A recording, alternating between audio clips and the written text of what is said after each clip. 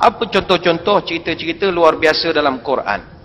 Saya ingin simpulkan cerita-cerita luar biasa dalam Quran ini dengan membawa kepada tuan-tuan malam ini petikan sedikit daripada kitab Fadailul Khamsah min Sihahis Sittah, jilid yang kedua, muka surat 291 sampai 300. Dalam kitab itu ada mencatatkan anekdot ataupun satu cerita pendek, dialog antara Khalifah Islam Sayyidina Umar Al-Khattab dengan 3 orang pendeta Yahudi. Cerita ini berlaku di zaman Umar menjadi khalifah selepas zaman Abu Bakar, Umar. Satu hari ada 3 orang Yahudi datang jumpa dengan Umar. Mereka kata, "Wahai Umar, kami nak masuk Islam. Tapi kami nak masuk Islam mesti mau ada syarat. Kalau you boleh jawab beberapa soalan kami mau tanya, baru kami masuk Islam. Kalau kami sudah Islam, nanti satu kampung Yahudi semua masuk Islam. Kami ni orang memang orang hormat punya." Kata Umar, "Tak ada hal, tanyalah, nak tanya apa?" Jadi mereka pun tanya, "Wahai Umar, sebutkan pada aku 5 makhluk yang lahir tidak ada mak." Pelik soalan tu. Sebutkan kepada aku 5 makhluk yang lahir beranak-beranak tak ada mak. Umar Al-Khattab diam. Dalam hati Umar Al-Khattab dia tak boleh nak jawab. Sebab soalan ni agak mengelirukan. Tuan-tuan sendirilah cerdik pandai di sini dah lama dengar syarahan agama, baca kitab macam-macam. Apa 5 makhluk yang beranak tanpa mak?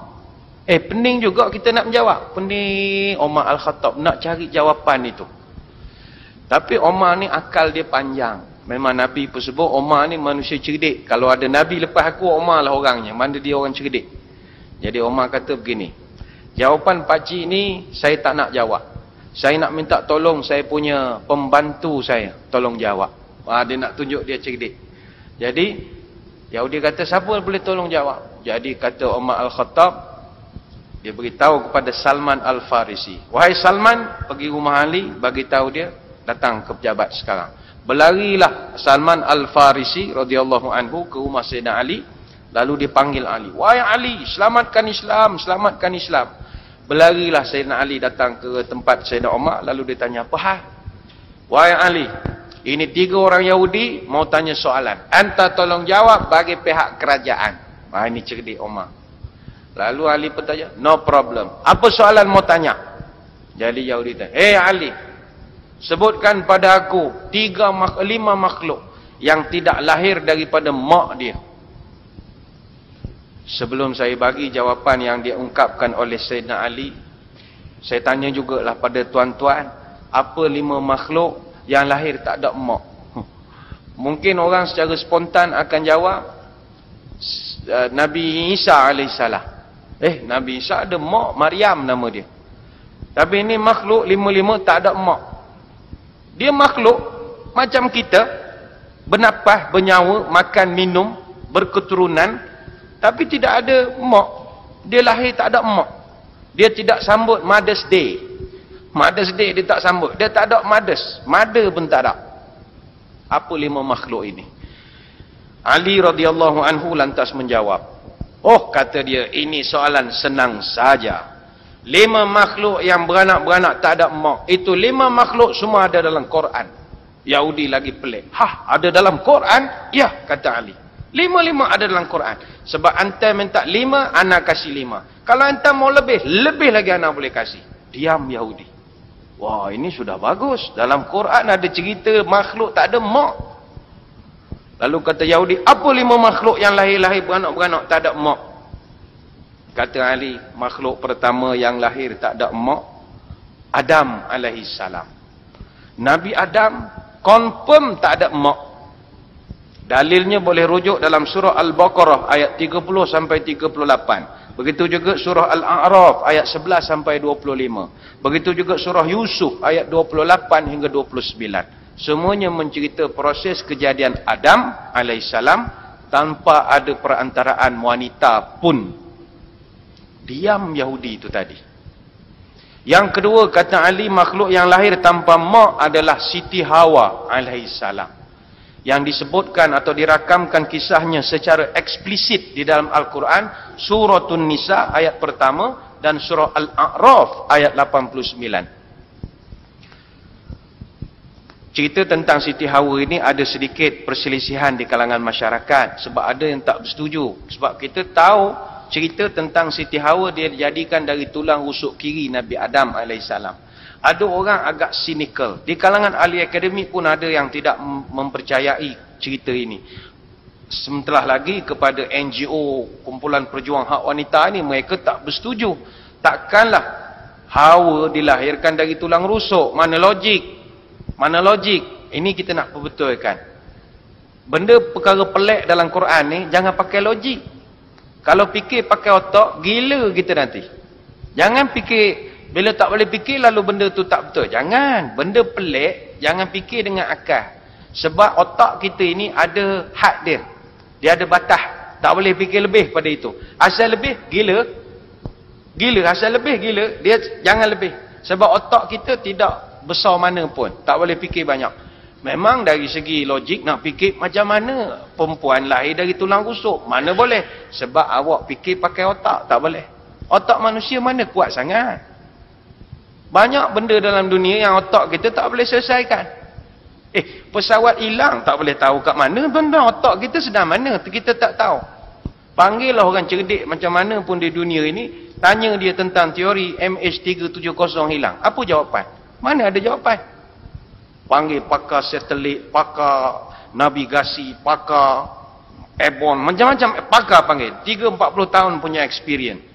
Cerita dalam TV. Oh, kita kalau satelit dia ping pang, dia ping ping pang, batu ping, lok semawi ping ping ping ping.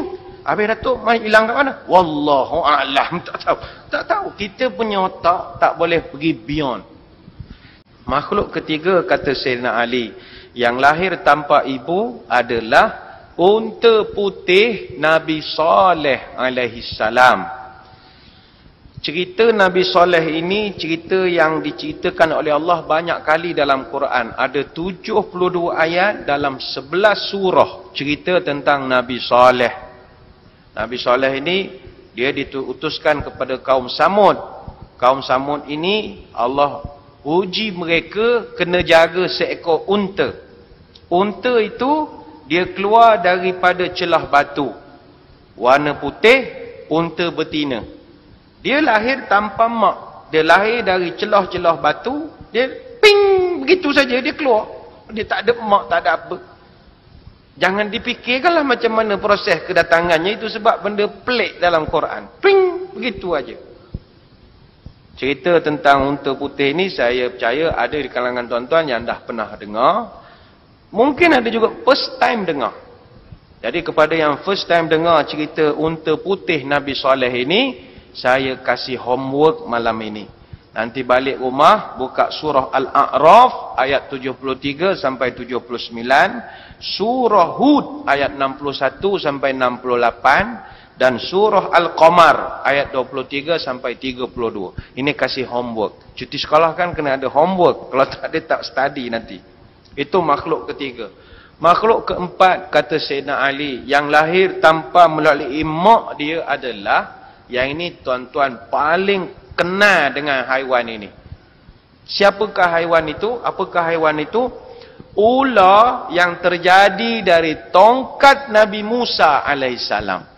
Itu ular tak ada mak. Orang sini sebut ular. Ular. Itu ular tak ada mak.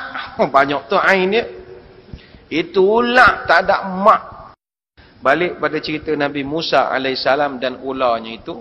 Ada disebutkan dalam Quran cerita Nabi Musa, antara cerita yang banyak diceritakan. 136 kali Allah cerita hal Musa dalam Quran.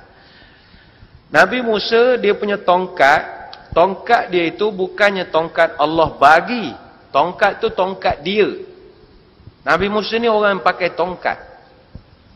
Tapi ketika dia ditemuduga lah, kita panggil temuduga untuk jawatan jadi Nabi, Allah tanya kepada Nabi Musa. Kan Musa dia kelebihan dia boleh bersembang dengan Allah. Allah tanya pada Musa, Musa, pada tanganmu apa itu? Allah tanya tu, ini segi akidah. Kita jangan ingat Takkan Tuhan tak tahu tangan Nabi itu ada apa? Tuhan tahu, tapi itu skill nak bersembang. Yang kelima, apa makhluk yang lahir tanpa ibu? Saya kira tuan-tuan pun dah mula nampak sedikit. Makhluk kelima yang lahir tanpa ibu, kata Sayyidina Ali, adalah kambing biri-biri yang disembelih oleh Nabi Ibrahim dalam peristiwa penyembelihan Nabi Ismail alaihi salam. Cerita ini cerita paling masyhur. Sebab raya korban nanti berbuih mulut khatib membaca cerita ini dalam khutbah hari raya kita nanti. Nabi Ibrahim diperintahkan oleh Allah sembelih anak dia. Perintah itu sampai bukan pakai pos laju, bukan pakai kurier, dalam mimpi saja. Tapi dia kerana taat pada Allah, dia bikin dia punya arahan itu. Jadi bila Nabi Ibrahim meletakkan pisaunya di leher Nabi Ismail, ketika itu Allah dah standby kanlah pada pandangan kita kambing. Agak Jibril dah peluk dah kambing tu agaknya. Jadi bila pisau diletakkan, belum sempat ditarik, piup, digantikan dengan kambing. Itu kambing tak ada emak. Ping, dia jadi begitu aja. Tak payah fikir-fikir. Tak payah. Macam mana logik dia? Tak payah fikir. Fikir sakit kepala. Sakit kepala kalau fikir.